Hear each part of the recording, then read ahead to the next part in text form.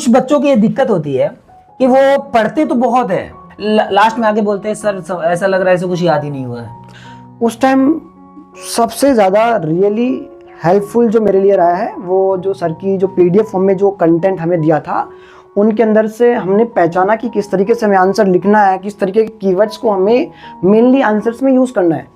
दोस्तों कहते हैं कि प्रत्यक्ष को प्रमाण की जरूरत नहीं होती। अगर मैं कहूं कि आपको टॉपर बनने के लिए ये सारी चीजें करनी है तो आप थोड़ी देर के लिए शक कर सकते हो, डाउट कर सकते हो कि यार सच में क्या हम ऐसा करेंगे तो टॉपर हो सकते हैं क्या।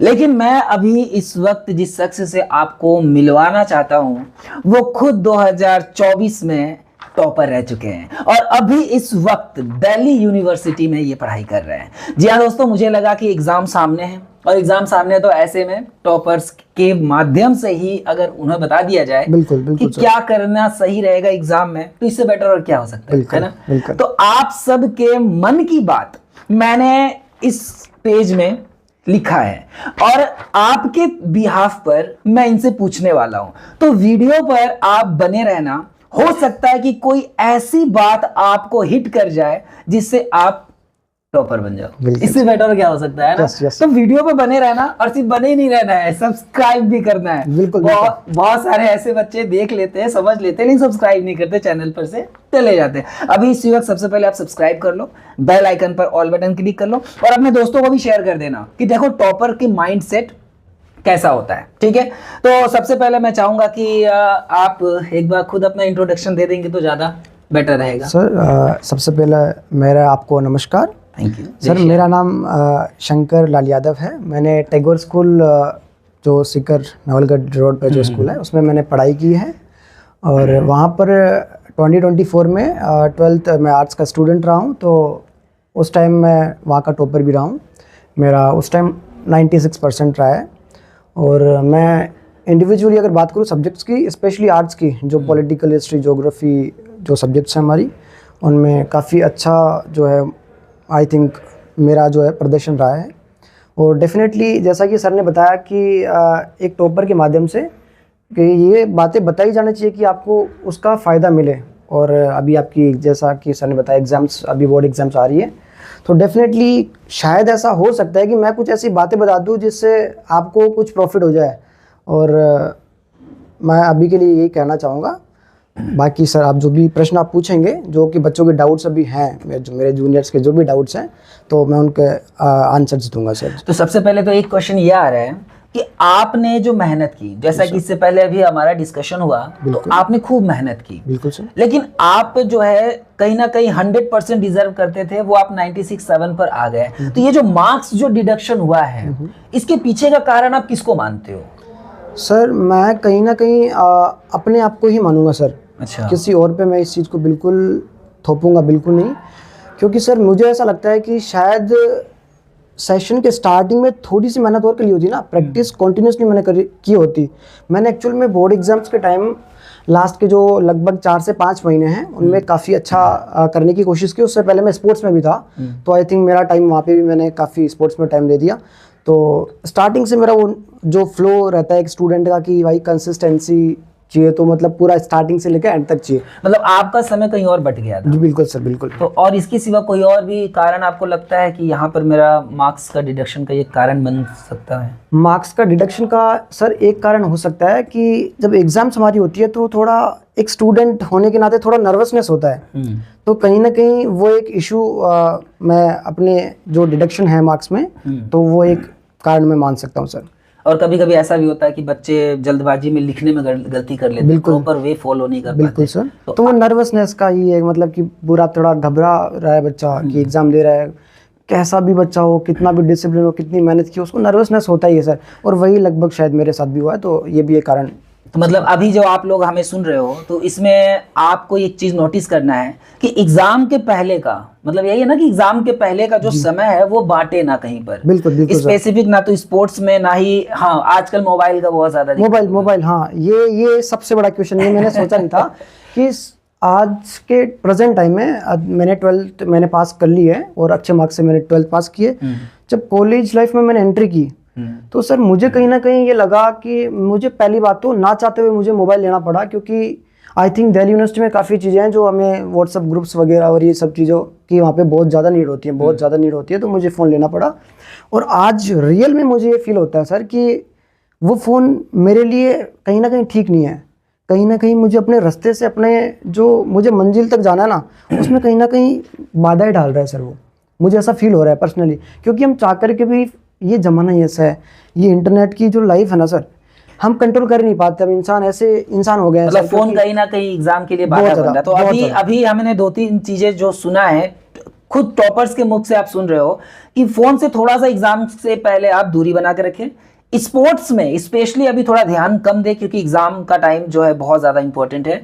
और तीसरा हमने ये देखा कि हेजिटेशन यानी कि नर्वसनेस आप अगर कम करो तो ज्यादा बेटर होगा। लेकिन इसको भी दूर करने के लिए मेरे ख्याल से प्रैक्टिस ज्यादा मायने। बिल्कुल, प्रैक्टिस, बहुत ज्यादा प्रैक्टिस। मतलब मैं कहना चाहूंगा सर, जैसे स्कूल में हमारे जो टेस्ट वगैरह होते हैं, क्लास टेस्ट हो गए या फिर जो हमारी टर्म वाइज एग्जाम्स वगैरह होती हैं, ये सारों को अटेम्प्ट करना ज़रूरी है। और साथ ही साथ सर मैं एक चीज़ और करना चाहूँगा कि हमें पीस रहने के लिए सर या तो एक तरीका हो सकता है ईश्वर का नाम जप करना सर। आई थिंक मेरे लिए वो बहुत बहुत मैटर करता था। और आप नाम जप करते हो? हाँ सर, मुझे अच्छा लगता है। और सर ये पॉइंट सर मैं ये भी कहना चाहूँगा कि एग्ज़ाम की टाइम जब हमें नर्वसनेस होता है कि यार क्या होगा, वो जबकि हमने पढ़ लिया है, पढ़ने के बाद हमें नर्वसनेस हो रहा है कि यार अब क्या होगा, पता है हमें कि ठीक है जो होगा अच्छा होगा, उसके बाद भी हम डर रहे हैं बहुत ज़्यादा। अच्छा, कुछ नहीं करना है सर उस टाइम, थोड़ा पीस रहो, अच्छे से सांस लेने की आवश्यकता है उस टाइम, जब करो थोड़ा, ठीक है राधा राधा जब किया और उसके बाद प्रेमानंद जी का असर यहाँ भी दिख रहा है। हाँ सर, बिल्कुल है, बिल्कुल सही बात है। कुछ बच्चों की ये दिक्कत होती है कि वो पढ़ते तो बहुत है लेकिन अहम टाइम पर ना, मेरे साथ भी ऐसा होता है कि कुछ बच्चे जो हमारे स्टूडेंट्स हैं वो पढ़ेंगे, बहुत शानदार तरीके से पढ़ेंगे, लास्ट में आके बोलते हैं सर ऐसा लग रहा है कुछ याद ही नहीं हुआ है, अब क्या करें। तो ऐसा सिचुएशन आपके साथ हुआ क्या कि आपने पढ़ा है लेकिन आपको ऐसा फील हो रहा है कि अब तो कुछ याद नहीं है, क्या करें? तो ऐसे कंडीशन को आपने कैसे फेस किया? बिल्कुल सर, ऐसा ना केवल मैं तो ये कहना चाहूँगा कि मेरे साथ ही नहीं, ये सबके साथ होता ही होगा लगभग। हमें पढ़ने के बाद भी ये लगता है, अक्सर हमें लगता है कि यार मुझे तो कुछ आ ही नहीं रहा है, और टीचर के सामने जाके ये बोलेंगे कि सर मुझे तो नहीं, सर समझ आ गया लेकिन ये समझ नहीं आ रहा कि क्या लिखूंगा, मेरे माइंड में ऐसा लग रहा है कुछ है ही नहीं। लेकिन एक्चुअल में ऐसा होता है सर, जब एग्ज़ाम में हम जाते हैं, धैर्य के साथ अगर उसको पढ़ेंगे, स्टार्टिंग में जाके लिखने का प्रयास करेंगे तो डेफिनेटली सारी चीज़ें हमारे पास आएंगी और हम आराम से स्मूथली उस पेपर को अटेम्प्ट कर पाएंगे सर, मेरा ये मानना है। और इजीली उसको लिख सकते हैं, कोई भी डाउट नहीं होती इसमें, कोई दिक्कत नहीं। चलिए आगे की क्वेश्चन की ओर हम बढ़ेंगे, लेकिन उससे पहले एक बार इनसे मैं जानना चाहूंगा कि अभी डीयू में कैसा चल रहा है आपका, दिल्ली यूनिवर्सिटी का सिलेक्शन आपने क्या सोचा था? क्योंकि मैं क्या बताऊं आपको, यही बताएंगे कि पॉलिटिकल साइंस में इन्होंने कितना स्कोर किया सीयूईटी में और किस तरीके से ये दिल्ली यूनिवर्सिटी में इनका सिलेक्शन हुआ। एक बार छोटा सा हम ये भी जान लेते हैं, हालांकि इस टॉपिक पर हम एक दूसरा लाइव सेशन लेकर के आएंगे जब सीयूईटी का सेशन मैं शुरू करूंगा। फिलहाल इनके माइंडसेट को एक बार हम जान लेते हैं कि आखिर सीयूईटी से के माध्यम से दिल्ली यूनिवर्सिटी का इन्होंने कैसे टारगेट किया।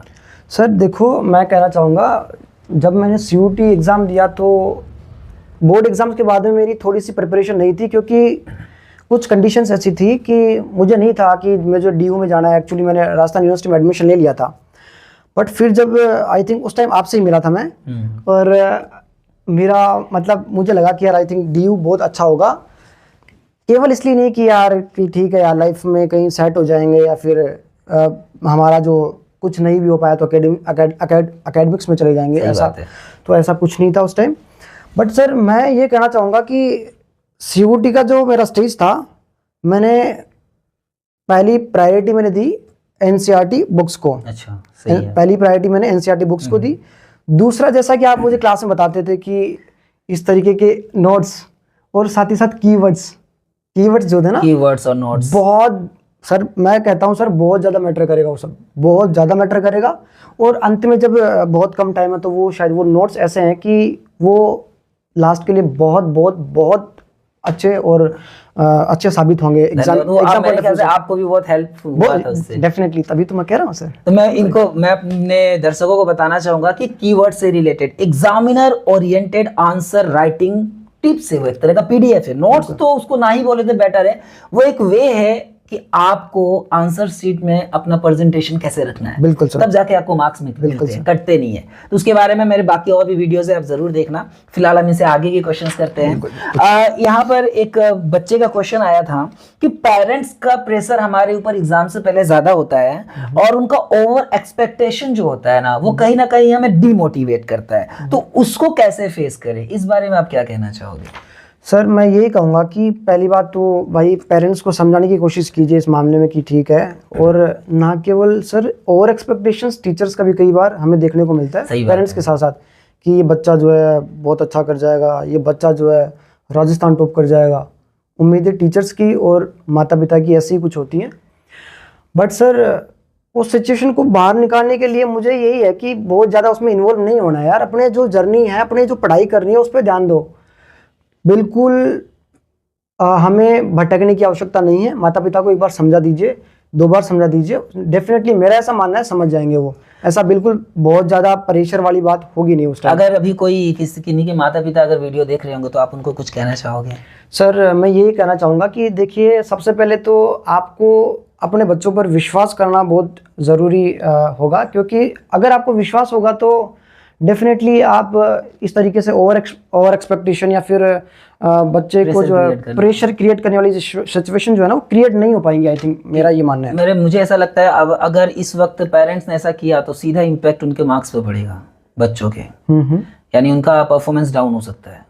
बिल्कुल सर। अगर पेरेंट्स का अगर एक्सपेक्टेशन अभी इस वक्त ज्यादा हो गया, उन्होंने अगर मेंटली प्रेशराइज ज्यादा कर दिया, तो इसका सीधा इम्पैक्ट बच्चों के मार्क्स और उनके परफॉर्मेंस पे पड़ेगा। सर बिल्कुल, ये बिल्कुल पड़ेगा सर, और ये कहीं ना कहीं नेगेटिव होगा और ये रिजल्ट में हमें कहीं ना कहीं देखने को मिलेगा लास्ट में। तो आपको क्या लगता है कि आपके पेरेंट्स ने क्या, उन्होंने आपको उतना ज्यादा प्रेशराइज नहीं किया था? ऐसा कुछ अगर सिचुएशन है तो आपने कैसे डील किया, इस बारे में कुछ बताओगे? जी सर, सबसे पहले मैं कहना चाहूँगा कि मेरी जब 12th की जर्नी रही है तो मेरे पेरेंट्स मुझे एक ही चीज़ सबसे ज़्यादा बोलते थे, वो ये थी कि सर कि बेटा तू पढ़ रहा है तो ध्यान से, जो पढ़ रहा है ध्यान से पढ़। कहीं ना कहीं मुझे ऐसा लगता था कि उनको विश्वास था पहले से ही, उनको विश्वास था। आप ब्रिलियंट थे भी पहले से? नहीं सर, वो एक अलग बात है, बट ये उनको विश्वास था। तो अभी आपने जिस तरीके से अपने चीज़ों को प्रेजेंट किया है, मतलब काबिलियत तारीफ था। मतलब जितना तारीफ करो मुझे तो कम लगता है। इसीलिए मैं चाहता हूँ कि बच्चों आप इनकी बातों को समझना, क्योंकि परफॉर्मेंस इंसान के पोजीशन अभी ये जहाँ पर है, यहाँ पर ऑलरेडी आप सबको भी आने वाले CUT का एग्जाम दे करके जाना पड़ेगा। आप CUT में इन्होंने पूरे टोटल पॉलिटिकल साइंस में 200 में से 200 लेकर के आए हैं, जो कि काबिलियत तारीफ है। खैर आपने जो बता रहे वो बच्चे फॉलो भी करेंगे, बहुत सारे बच्चे हैं। तो और भी कुछ क्वेश्चन है मेरे पास, जैसे है कि एग्जाम से जस्ट पहले मतलब बच्चों को कैसे तैयारी करनी चाहिए, कौन से सब्जेक्ट को पहले पढ़ना चाहिए, क्योंकि इतने सारे सब्जेक्ट्स होते हैं ना, वो कंफ्यूज हो जाते हैं। मुझे लगता है कि मैथ्स करना चाहिए पहले, साइंस करना चाहिए, और SST तो कुछ बच्चे ऐसे कहते हैं SST का मतलब है सारे संसार की टेंशन, है ना। सारे संसार की टेंशन, हम उसकी तैयारी कैसे करें, बड़ा लेंथी सब्जेक्ट हो जाता है वो। तो इनमें से आपने मतलब आपका स्ट्रेंथ किस सब्जेक्ट पर ज़्यादा था और किस तरीके से आपने सब्जेक्ट को चूज किया तैयारी से पहले, मतलब एग्जाम से पहले? जी सर, मैं बिल्कुल बताना चाहूँगा इसमें।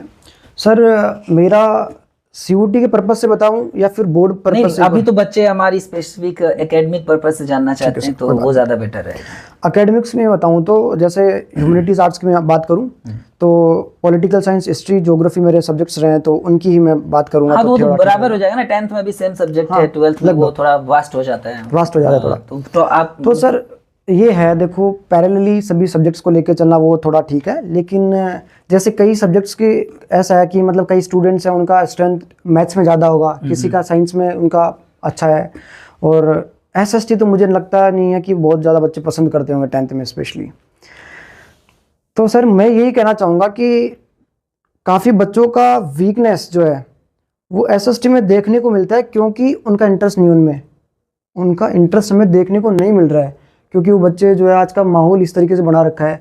स्पेशली मैं सीकर जैसे शहर की बात करूँ तो साइंस, मैथ्स, ये सारी सब्जेक्ट्स का जो प्रकोप है वो काफ़ी ज़्यादा लेवल तक देखा जा सकता है। सर आपने एग्जाम से पहले मतलब कैसे डिवीज़न किया कि कौन सा सब्जेक्ट पहले पढ़े, SST पहले पढ़े, मैथ्स करे, साइंस करे, ये आपने कैसे किया, आपकी क्या स्ट्रेटजी थी? जी सर, तो मेरी जो स्ट्रेटजी थी मैं बताना चाहूँगा कि एग्ज़ाम के लगभग 2 महीने या फिर 1 महीने पहले की जो मेरी स्ट्रेटजी मैं बताना चाहूँगा कि जो SST जो वास्ट सब्जेक्ट है उसको मैंने थोड़ा सा बाद में उठाया। उससे पहले कि जो हमारा जो रिमेनिंग सब्जेक्ट्स हैं, मैथ्स है, साइंस है, संस्कृत है, हिंदी है, इंग्लिश है, क्योंकि उनको मैंने पहले बहुत अच्छे से कर लिया था, तो मुझे ऐसा लग रहा था कि बाद में ये कम टाइम में मैं इनका रिवीजन कर सकता हूँ। तो क्योंकि SST वास्ट एक सब्जेक्ट है तो उसको टाइम देना उस टाइम मेरे को ऐसा लग रहा था कि ज़रूरी है। और कहीं ना कहीं SST जो सब्जेक्ट है उसने लगभग मेरे से 1 महीने का टाइम तो ले ही लिया, 15 दिन, 20 दिन, 30 दिन, क्योंकि इसको रिवीजन करने में टाइम थोड़ा लग गया। और दूसरी बात मैं कहूँगा कि लास्ट के मोमेंट में मैंने एक काम किया था स्पेशली SST के रेस्पेक्ट में, कि जो आपके जो PDF फॉर्म में आपने हमें जो प्रोवाइड करवाया था ना, जो कंटेंट हमें जो प्रोवाइड एग्जामिनर ओरिएंटेड जो PDF था, क्योंकि ये एक SST में ये 4 सब्जेक्ट्स हैं, हिस्ट्री, ज्योग्राफी, पॉलिटी और इकोनॉमिक्स। तो मुझे ऐसा लग रहा था कि एग्जाम के टाइम में पूरा NCERT तो पढ़ नहीं सकते। सही बात है, बिल्कुल नहीं पढ़ सकते हैं। और उस टाइम सबसे ज़्यादा रियली हेल्पफुल जो मेरे लिए रहा है वो जो सर की जो PDF फॉर्म में जो कंटेंट हमें दिया था, उनके अंदर से हमने पहचाना कि किस तरीके से हमें आंसर लिखना है, किस तरीके के कीवर्ड्स को हमें मेनली आंसर्स में यूज़ करना है, वो सारी चीज़ें, और प्रॉपर टाइम पे जो सिलेबस है उसको कैसे कंप्लीट करना है, और कंप्लीट इन द सेंस कि रिवीजन कैसे करना है, ठीक है, टाइम लास्ट मोमेंट पर रिवीजन कैसे करना है, स्पेशली जो PDF फॉर्मेट था वो मेरे वहाँ पर हेल्पफुल रहा है सर। और कहीं ना कहीं लास्ट का जो मंथ था तो मैंने उनको बार बार रिवीजन किया, और ऐसा भी रहा है सर कि मतलब एक सब्जेक्ट को मैंने एक दिन में भी पूरा रिवीजन किया है। जैसे पूरा मैथ्स है तो मैथ्स को लगभग 8-7 चैप्टर तो मैं एक दिन में प्रैक्टिस कर लेता था। साइंस है तो साइंस को फटाफट, क्योंकि ऑलरेडी पहले से हो रखा था, थोड़ा सा नोट्स टाइप में बना रखा था, तो पूरा उनको अच्छे से एक दिन में पूरा रिवाइज किया। SST की बात है जिसमें आपने बहुत स्वीट्स बिल्कुल नोट बना रखा है ना आपने, जो आपने वो जो कंटेंट तैयार किया है, तो वो मुझे ऐसा लग रहा था कि कम टाइम में अच्छा रिवीजन हो जाएगा। कम टाइम में बहुत अच्छा रिवीजन हो जाएगा, और वो कहीं ना कहीं मेरे लिए एक फ्रूटफुल साबित हुआ सर। तो सर आई थिंक वो मैंने किया था, और आई थिंक इसका जो रिजल्ट है वो भी काफ़ी अच्छा रहा देखने को लास्ट में। देखिए वैसे भी आप बहुत ज़्यादा मेहनत करते थे, और मैं आपको ऐसे बता देना चाहूँ कि इन्होंने एक बात कही कि पहले से ही इन्होंने थोड़ी बहुत तैयारी की थी हिंदी को लेकर के, बाकी जो सब्जेक्ट्स उनको लेकर के। और ऐसे में अगर आपको ऐसा लगता है कि आपकी तैयारी पहले से अगर नहीं हो रखी है तो भी टेंशन लेने की कोई बात नहीं है, वहाँ हम इसकी भी अभी चर्चा करेंगे। कि आप ऐसे बताओ कि अगर कोई बच्चा शुरुआत में अगर ध्यान नहीं दिया हो, उसका माइंड डाइवर्ट, क्योंकि इस एज में माइंड डाइवर्ट भी बहुत होते हैं, अभी जो 1 महीना बचा हुआ है और जिनकी तैयारी अभी नहीं हो रखी है, उनको कौन सा स्ट्रेटजी फॉलो करना चाहिए? क्या पूरा पढ़ना चाहिए या वैल्यूएबल चीज़ें पढ़नी चाहिए? आपके अकॉर्डिंग क्या है? सर इसमें मैं कहना चाहूँगा कि जैसा कि आपने मुझसे पूछा कि बच्चा पहले से बिल्कुल प्रिपेयर नहीं है, लास्ट का लगभग 1 मंथ 1.5 महीना उसको पढ़ना है, तो उस समय उसको कैसे पढ़ना है जबकि उसने पहले नहीं पढ़ा है। तो मैं तो ये कहूँगा कि यार अगर आपकी ऐसी सिचुएशन है तो लास्ट में केवल इतना प्रिपेयर आप कर सकते हैं कि आपका काम बन जाएगा, टॉप तो नहीं कर सकते हैं। क्योंकि सर मुझे ऐसा लगता है कि 1.5 महीने में प्रिपेयर करना, प्रैक्टिस करना, रिवीजन करना, तो ये बहुत कम टाइम है। तो 99% तो देखो ऐसा मान सकते हैं कि शायद टॉप ना हो, लेकिन आप 90+ तो क्रॉस कर सकते हो अगर ढंग से अगर पढ़ते हैं तो 90%। अगर ईश्वर की कृपा रही 1% तो वो भी आपके जो आपने पढ़ा है वही आ जाए तब तो टॉप भी कर सकते हो। बिल्कुल है कि नहीं? 1 महीने में मान लो कि आपने जो पढ़ा ढंग से पढ़ा और वही या उससे रिलेटेड अगर आ गया तब तो आपके चांसेस भी 95 से लेकर के आप 100 के करीब पहुंच सकते हो। बिल्कुल सर। और तो ऐसे में कौन सा स्ट्रेटेजी, वो क्या पढ़े, कैसी चीजें पढ़े? पहले मैं बात करूंगा जैसे हमारी जो 10th के अंदर हिंदी, इंग्लिश, संस्कृत, मुझे लगता है कि ये सब्जेक्ट बहुत छोटे छोटे सब्जेक्ट हैं, तो उनको बहुत जल्दी कंप्लीट कर देना ठीक रहेगा। और ये एज अ स्टोरी में इनको पढ़ लेंगे तो काम बन जाएगा। छोटे सब्जेक्ट किस सेंस में? बच्चे क्या मतलब क्या छोटे सब्जेक्ट सर इस सेंस में कि हम उनको पढ़ेंगे ना तो उनको जल्दी पढ़ सकते हैं, जल्दी हमें समझ आ जाएगा और जल्दी उनको कवर किया जा सकता है in compare to other subjects. मतलब पढ़ते ही हम उसको समझ जाएंगे, कॉन्सेप्ट बेस है तो फिर ज्यादा दिक्कत नहीं। क्योंकि सर ये सब्जेक्ट मुझे ऐसा लगता है कि in compare to other subjects ये इतना बाधा डालने का काम नहीं करती हैं, तो इजीली कवर हो जाती हैं और कम टाइम में हो जाती हैं। तो छोटे सब्जेक्ट का मतलब मेरा ये था। और रिमेनिंग सब्जेक्ट में बात करूँ, साइंस, मैथ्स और जो हमारी SST रह रही है, उनको कम टाइम में, उस टाइम जो लास्ट 1.5 महीना है, 2 महीना है, जो भी लास्ट में बच रहा है और उसमें आपको कवर करना है, तो बिल्कुल टीचर की हेल्प से, क्योंकि हमने ये सोच लिया है टीचर की हेल्प से पूरे कंसिस्टेंसी के साथ में पहले हमें ध्यानपूर्वक सिलेबस कंप्लीट तो शायद पूरा तो लगभग नहीं हो पाएगा, लेकिन जो भी 80% 90% सिलेबस कंप्लीट होता है उसको पूरा करने का प्रयास करें। मेरा मतलब ऐसा हो सकता है कि हम लोग कम से कम उस मोस्ट वैल्यूएबल क्वेश्चन, जहां तक मुझे ऐसा लगता है, आप बताना कि वो बच्चों के लिए सही है या नहीं है। जी सर। कि पिछले 10 साल के क्वेश्चन जो जिनकी तैयारी नहीं हो रखी है उनके लिए मेरे ख्याल से रामबाण हो सकता है। आप पिछले 10 साल के क्वेश्चंस को उठाओ, आप ज्यादा से ज्यादा अगर RBSE के हो तो CBSE और RBSE दोनों के क्वेश्चंस को ले लो, है ना। और ऐसा हालांकि मैंने ऑलरेडी बच्चों के लिए बना रखा है PDF, अगर बच्चे चाहेंगे तो उनको बनाया मिल जाएगा। उसमें कंपेरिजन किया हुआ है कि मोस्ट वैल्यूएबल क्वेश्चन जो है चैप्टर वाइज कौन कौन से हो रहे हैं। तो पूरा चैप्टर ना पढ़कर अगर आप उस वैल्यूएबल क्वेश्चंस को पढ़ लो, यानी हर एक चैप्टर से करीब 4 से 5 ऐसे क्वेश्चंस हो रहे हैं जो बहुत ज्यादा इंपॉर्टेंट है, तो ऐसे में उनका इंप्रूवमेंट बहुत ज्यादा हो सकता है। ठीक है, तो मतलब वैसा क्या अभी बच्चों को वो हेल्पफुल रहेगा, नहीं रहेगा? बिल्कुल सर, वो रहेगा। और मैं एक चीज़ और कहना चाहूँगा सर इसमें, कि बच्चे को अगर ऐसी सिचुएशन है लास्ट में 1.5-2 महीने में ही पढ़ना है, तो पहले एक बार थोड़ा सा एक ब्लूप्रिंट देख लेना चाहिए कि एग्जाम का किस तरीके से किस किस चैप्टर का क्या क्या वेटेज है, टीचर की हेल्प से। और फिर सर मैं कहूँगा कि जब ऐसा देखा जाता है सर, कई बार देखने को मिलता है कि 1.5 महीने 2 महीने पढ़ाई की और 90+% 99 तक पहुंच जाते हैं। तो सर मुझे ऐसा लगता है कि वो क्यों पहुंच जाते हैं, मुझे एक रीज़न उसका लगता है, वो ये है कि वो कहीं ना कहीं बेसिक जो चीज़ें हैं, फॉर एग्जांपल जैसे मैं आपकी बात करूँ कि जो आप PDF फॉर्म में हमें कंटेंट प्रोवाइड करते हैं, वेरी शॉर्ट क्वेश्चंस का फोकस करना, MCQs का फोकस करना, वो अगर वो सही हुए, स्टार्टिंग में MCQs ठीक हुए, वेरी शॉर्ट क्वेश्चंस ठीक हुए, कहीं ना कहीं शॉर्ट जो क्वेश्चंस है उनमें भी ठीक होने की थोड़ा ठीक रहा, तो मुझे लगता है कि बहुत अच्छा आपका रिजल्ट होने में वो मदद कर सकते हैं, क्योंकि स्टार्टिंग में इंप्रेशन बहुत अच्छा कर दिया तो आई थिंक बहुत अच्छा इंप्रेशन हो सकता है। पूरा साइकोलॉजी चेंज हो जाता है एग्जामिनर का। आपने बिल्कुल वो बात कह दी ना, मतलब आप समझो कि 9 बॉल पे छक्का लगा दिया आप। मैं सही बात बता रहा हूँ, आप अगर 24 घंटे, एक मैं कहता हूँ, शायद हो सकता है कुछ लोग बुरा मान जाए, मैं कहता हूँ कि आप कितने घंटे पढ़ रहे हो इससे एग्जामिनर को घंटा फर्क पड़ता है। बिल्कुल है ना, मैं ये कहता हूँ, आप लोग माइंड मत करना, लेकिन रियलिटी बता रहा हूँ, आप कितने घंटे पढ़ रहे हो इससे एग्जामिनर को घंटा फर्क पड़ता है। एग्जामिनर को फर्क पड़ता है कि आपने आंसर शीट में प्रेजेंट क्या किया है। बिल्कुल सर। आप खाना किचन में कितने देर बना रहे हो उससे हमें कोई मतलब नहीं है, हमें मतलब है कि खाना स्वादिष्ट कितना बना है। अगर यही मैं इनकी बातों को सिंप्लीफाई करके बता रहा हूं कि आप 1 महीना पढ़ो, 2 महीने पढ़ो, कोई दिक्कत नहीं है, कितना भी पढ़ लो, सिर्फ 2 घंटा पढ़ो ना। लेकिन अगर आपने आंसर शीट में प्रेजेंटेशन बिल्कुल प्रोफेशनली रखा है, मतलब proper line gap spacing, keywords लिखने का तरीका, क्वेश्चन मार्किंग, और यहां तक कि कीवर्ड्स को, मेन कीवर्ड्स को अंडरलाइन करना, क्योंकि जब कोई पेपर चेक करता है ना तो पूरा नहीं पढ़ता है।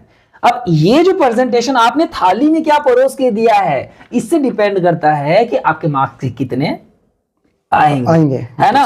तो लेकिन अब इसमें भी क्या है कि कुछ बच्चे तो मान लेंगे, और हम जो PDF के बारे में आप बता रहे हो, आपने तो देखा है, बिल्कुल सर। अभी बाकी बच्चों ने अभी देखा नहीं है, वो SST के लिए स्पेशल है क्योंकि वो लेंदी सब्जेक्ट है, तो पहले मुझे लगा कि उस पर कमांड करना चाहिए बच्चों को। तो ऐसे में क्या होगा कि उनको ये समझ में आ जाएगा कि बाकी सब्जेक्ट में भी कैसे लिखना है। बिल्कुल सर। एक से ही समझ में, जैसे हम लोग चावल बनाते हैं ना, चावल में से एक को उठा के देखना पड़ता है, हाँ बिल्कुल, पता चल जाता है कि पूरा चावल पका है या नहीं है, वैसे हो जाएगा। खैर अभी वो तो समझ जाएंगे। एक और इम्पोर्टेंट क्वेश्चन मेरे दिमाग में आ रहा है जो कि बच्चों से रिलेटेड है।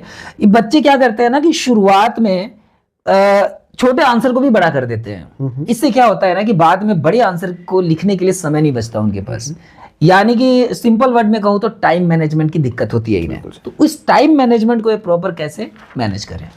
सर इसका मैं एक कहना चाहूँगा कि पहली बात तो हमें इस चीज़ को बिल्कुल प्रॉपरली माइंड में रखनी चाहिए कि यार कितने वर्ड्स में आंसर जा रहा है वो। अब क्वेश्चन, छोटा सा क्वेश्चन पूछा है, वेरी शॉर्ट क्वेश्चन पूछा है, उसमें बोला है कि भाई 15 वर्ड्स में 20 वर्ड्स में आपको आंसर देना है। बिल्कुल। तो भाई मुद्दे की बात करो ना, वहाँ पे जो पूछा है वो लिखो, वहाँ पे बड़ा पूरा बैकग्राउंड बताने की कोई आवश्यकता नहीं है। टाइम मैनेजमेंट बहुत ज़्यादा ज़रूरी है, और स्पेशली बोर्ड के टाइम में, क्योंकि वैसे ही नर्वसनेस हमें फील हो रहा होता है उस टाइम, थोड़ा घबराना ये सब हो रहा होता है। तो आई थिंक वर्ड्स को माइंड में रखते हुए हमें इस चीज़ को सोचते, क्योंकि मुझे पता है कि बहुत अच्छी प्रिपरेशन हो सकती है, क्योंकि आपने ऑलरेडी इस सेशन में जो कंटेंट न्यू वर्जन के साथ प्रोवाइड करवाया होगा, आई थिंक वो बहुत हेल्पफुल साबित होने वाला है बच्चों के लिए। और अगर उसको अच्छे से प्रिपेयर किया है तो मैं दावा के साथ ये तो कह सकता हूँ सर कि जैसे मेरे MCQs वगैरह ठीक हुए, मेरे वेरी शॉर्ट क्वेश्चंस ठीक हुए, तो वो बच्चों के हो सकते हैं। वर्ड लिमिट का ध्यान रखना है, घबराना बिल्कुल नहीं है। स्टार्टिंग के क्वेश्चन अच्छे हुए तो आप बाद के जो लास्ट के क्वेश्चन है, लॉन्ग क्वेश्चन है, उनमें ठीक ठाक कुछ कीवर्ड्स को मेंशन किया और उन पर अंडरलाइन किया, ये सब भी किया ना, भले ही आपका ओवरऑल आंसर ठीक ना हो तो भी चल जाएगा काम, मार्क्स मिल जाते हैं। बहुत बहुत अच्छा ये होता है सर, अक्सर होता भी यही है। अगर स्टार्टिंग में अच्छा किया है, लॉन्ग आंसर्स में कुछ इंपॉर्टेंट कीवर्ड्स को मेंशन कर दिया, अंडरलाइन कर दिया, बाकी ऑल ओवरली इतना लग रहा है कि यार बहुत अच्छा आंसर नहीं लिखा है, तो भी काफी अच्छा मार्क्स मिल जाता है सर। मतलब कि कम टाइम में अच्छा हो सकता है। हाँ, मतलब कि आप ये कहना चाहते हो, मैं आपको एक बार सिंप्लीफाई करके बता दूं कि टाइम मैनेजमेंट में आपको एक प्रॉपर वे डिसाइड करना होगा कि 1 नंबर वाले जो मार्क्स हैं, ठीक है, उसको आपको कितने देर में कंप्लीट करना है। तो मैं आपको ऐसे बता दूं, नॉर्मल मैं अपना तरीका बता देता हूं कि अगर हम लोग 80 नंबर के पेपर को डिवाइड करते हैं 3 भाग में, तो लगभग देखा जाए तो करीब 28 या 30 नंबर के आसपास पर आवर का हो रहा है। और 1 नंबर वाले जो क्वेश्चंस होते हैं वो करीब आपको सब मिला करके 36 मार्क्स के आसपास होते हैं, है ना। तो अगर आप उसको 1 घंटे में कवर कर लो तो आपके पास बचेगा क्या, आखिर मान लेते हैं 1.5 घंटा में आपने शॉर्ट आंसर को भी कवर कर लिया। हाँ जी। तो अब आपके पास सिर्फ लॉन्ग बचेगा और ऐसे टाइप बचेगा, उसको आप अगले 1.5 घंटे में कवर कर सकते हो। और अगर आपको चीजें याद है तब आप शॉर्ट तक तो 1 घंटे में निपटा दो। टारगेट रखो कि 1 घंटे में आपको जितने 1 और 2 नंबर वाला है वो 1 घंटे या 1 घंटे 15 मिनट में आप निपटा दो। बाकी बचा हुआ समय जो है ना आप लॉन्ग और ऐसे टाइप क्वेश्चन के लिए दो, इससे आप टाइम को मैनेज कर सकते हो। और एक चीज है, जैसे मान लो कि जब हम एग्जाम में लिखते हैं, जो पहली बार जो बच्चे बोर्ड एग्जाम देते हैं तो वो देखते हैं क्या कि मैं रुक गया हूँ आंसर लिखते वक्त, लेकिन बाकी क्लास में सभी लिख रहे हैं। जी सर। अब ये देख के उनको हेजिटेशन होता है, मतलब ये डर जाते हैं एक तरीके से कि यार मेरे को नहीं आ रहा, बाकी सब लिख रहे हैं। तो इस चीज को ये कैसे दूर करें? सर मैं इसमें एक बात करना चाहूँगा सर। सबसे पहले सर अपने आप को जान लेना ज़रूरी होता है। मेरा ये मानना है, किसी को देख के बिल्कुल ये हेजिटेशन बिल्कुल अपने मन में मत लाओ, लेकिन फिर भी आ जाती है कई बार। हम देखते हैं भाई ये लिख रहा है और मैं तो लिख ही नहीं पा रहा हूँ, रुक गया हूँ अचानक से, ये क्या हो रहा है। तो सर हेजिटेशन बिल्कुल करने की आवश्यकता नहीं है। सेल्फ कॉन्फिडेंस के साथ थोड़ा, वही मैं कहूँगा फिर से कि थोड़ा शांति से थोड़ी गहरी सांस ले, थोड़ा से 2, 5, 10 सेकेंड थोड़ा सा बैठिए और उसके बाद फिर से शुरू करने का कोशिश कीजिए। आप स्टार्टिंग में थोड़ा सा प्रॉब्लम कर सकता है, लेकिन फिर से आप लिख पाएंगे, ऐसा मेरा मानना है। ऐसा होता भी अक्सर एग्जाम में देखने को मिलता है, और प्रॉपरली फिर से स्टार्ट हम कर सकते हैं अगर थोड़ा शांति से, थोड़ा सा डरे नहीं, खुद पे विश्वास रखे कि हाँ भाई ठीक है कर सकता हूँ, तो उस तरीके से किया जा सकता है। सही बात है। हम आगे सेशन में अभी आगे बढ़ रहे हैं, लेकिन आपसे पहले इससे एक बार और रिक्वेस्ट करना चाहूंगा आपसे कि आप इस चैनल पर अगर अब तक बने हुए हो तो कृपया एक बार आप चैनल को सब्सक्राइब करके बेल आइकन पर जरूर क्लिक कर लें, क्योंकि आने वाले समय के लिए बहुत ही मतलब अच्छी क्वालिटीज़ की मैं चीज़ें लेकर के आऊँगा, जिससे आप अपने आप में या अपने जो बच्चे हैं आपके, आप उनको इम्प्रूव कर सकते हो। तो सब्सक्राइब जरूर करें और अपने जानकार लोगों को भी शेयर जरूर करें। तो अगला क्वेश्चन ये है कि क्या आपको कभी ऐसा फील हुआ है, जो बच्चे भी एग्जाम देंगे वो शायद इन चीजों को समझ नहीं पा रहे होंगे, लेकिन हम लोग उस फेज से निकल गए, आप रिसेंटली उस फेज से निकले हो, तो आप मुझे ये बताओ कि एग्जाम देने के बाद आपको कभी ऐसा एहसास हुआ कि क्या काश ये मुझे पहले पता होता तो वैसा नहीं होता जो मैं करके आया हूँ? सर जैसे कि मैं बात करूँ चैप्टर वाइज, फॉर एग्जांपल मान लीजिए SST के अंदर मैं पॉलिटी पढ़ रहा हूँ, पॉलिटिकल साइंस में पढ़ रहा हूँ, और मान लीजिए मैंने उसमें से एक चैप्टर पढ़ लिया है। ऐसा हुआ भी मेरे साथ, एक क्वेश्चन मेरा रॉन्ग हो गया था इसी में, ऑब्जेक्टिव बहुत लगता है, बहुत ज़्यादा लगता है सर, बहुत ही ज़्यादा लगता है। उस चैप्टर को मैंने अच्छे से पढ़ा सर, बट कहीं ना कहीं 2-4 पैराग्राफ मुझे ऐसा लगा यार इतना इंपॉर्टेंट नहीं है, उसको छोड़ देना चाहिए, और वहीं से क्वेश्चन आ गया सर। जबकि मैंने उस चैप्टर को ऐसा लग रहा है मैंने बहुत अच्छे से पढ़ा है और 2-3 पैराग्राफ छोड़ दिए, केवल ये मानकर कि यार ये इंपॉर्टेंट नहीं है। और उनमें से क्योंकि सवाल प्रीवियस ईयर क्वेश्चंस में मुझे नहीं मिले थे कहीं, तो मुझे लगा यार ये इंपॉर्टेंट नहीं है तो छोड़ देना ठीक है। और फिर जब वही एग्जाम में आ जाए तो यार ये फील होता है सर कि मतलब यार सब कुछ प्रिपेयर किया, पूरा चैप्टर प्रिपेयर किया और ये 2-4 पैराग्राफ छोड़ने की वजह से मेरा ये क्वेश्चन गलत हो गया, तब ऐसा फील होता है कि यार काश ये भी पढ़ लिया होता। तो आई थिंक मतलब आपने खुद ही डिसाइड कर लिया था कि ये नहीं आएगा, इसमें से नहीं हाँ, आएगा। खुद ही है ना। मतलब उस जगह पर कहीं ना कहीं अगर आप किसी प्रोफेशनल या एक्सपर्ट का अगर सलाह लेते तो वो कहीं ना कहीं आपको गाइड कर सकते थे कि भले ये क्वेश्चन आया नहीं है बट वैल्यूएबल है, बिल्कुल है ना। एक मतलब इस बॉलर का इकोनॉमिक रेट बढ़िया है, बिल्कुल सर, है ना। भले उसका विकेट नहीं लिया हो, जैसे हम कभी कभी होता है ना, अभी रिसेंट के हमारे साउथ अफ्रीका के साथ जब इंडिया का T20 फाइनल मैच चल रहा था, जो T20 वर्ल्ड कप चल रहा था, किसी भी मैच में कोहली नहीं चला। हाँ, किसी भी मैच में कोहली नहीं 1 रन 2 रन 5 रन 10 रन बना के 15 रन बना के आउट हो जाता था, फिर भी उसको टीम में रखा गया। क्यों? आपको पता है कि कोहली का इंपॉर्टेंस क्या? बंदा फाइनल में कर गया। अब फाइनल में उसी की रन की वजह से हम लोग करीब 170 ऊपर क्रॉस कर पाए थे, इंडिया क्रॉस कर पाई थी और हम जीते। मानते हो ना? बिल्कुल। तो बिल्कुल वैसे ही उसी तरीके से मैं आपसे भी कहना चाहूंगा कि आप जो है ना खुद ही एवोल्यूशन ना करके किसी ना किसी एक्सपर्ट का सपोर्ट ले। अगर कोई नहीं मिल रहा है कमेंट करो। बिल्कुल सर, बिल्कुल हम सपोर्ट करेंगे। हम किस लिए बैठे हुए हैं भाई? आप बस चैनल सब्सक्राइब करके आप कमेंट करो। हमें तो व्हाट्सएप नंबर भी मैंने दे रखा है, व्हाट्सएप नंबर पे मैसेज करो कि मुझे ये डाउट है सर, काइंडली क्लियर कर दो। बिल्कुल सर। जब भी मुझे वक्त मिलेगा मैं रिप्लाई जरूर करूंगा। चलिए आज के आखिरी क्वेश्चन की तरफ चलते हैं। मतलब बच्चों के लिए कोई ऐसा टिप अगर आप देना चाहो कि क्या करना चाहिए क्या नहीं करना चाहिए अपने अकॉर्डिंग, शॉर्ट एंड स्वीट में, जिससे कि वो डायरेक्टली समझ ले कि क्या करे क्या ना करे। अभी ये जो 15-20 दिन का महीने भर का समय है, आप अपने अकॉर्डिंग अपना एक्सपीरियंस शेयर कर सकते हो। बिल्कुल सर। मैं देखिए सबसे पहले एक चीज़ कहूँगा जो कि आई थिंक मुझे ऐसा लगता है कि वेरी वेरी वेरी इंपॉर्टेंट है।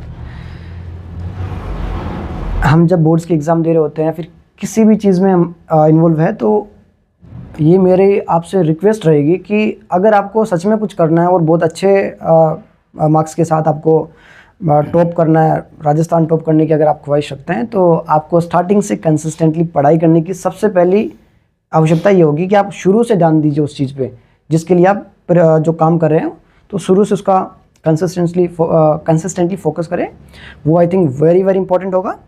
और जो है बाकी मैं कहूँगा जो टेस्ट सीरीज़ वगैरह होती है, टेस्ट वगैरह होते हैं, क्लास के टेस्ट हो गए, इनको भी आप अटेम्प्ट करें जो स्कूल में होते हैं। उनके अलावा जो हम लास्ट में ये डेस्क वर्क वगैरह कुछ होता है, बुक्स वगैरह जो कि प्रैक्टिस के लिए होती है, तो आई थिंक वो भी कहीं ना कहीं वैल्यूएबल साबित होती है सर। ऐसे जो बच्चे अभी इस कंडीशन में हैं जो पास नहीं हो सकते, ऐसे कंडीशन में वो कैसे पास करें, उसके अकॉर्डिंग क्या? सर वो मैं एक बात करना चाहूँगा कि सबसे पहले उन बच्चों को टीचर से राय लेनी चाहिए कि सर मेरी ऐसी सिचुएशन है।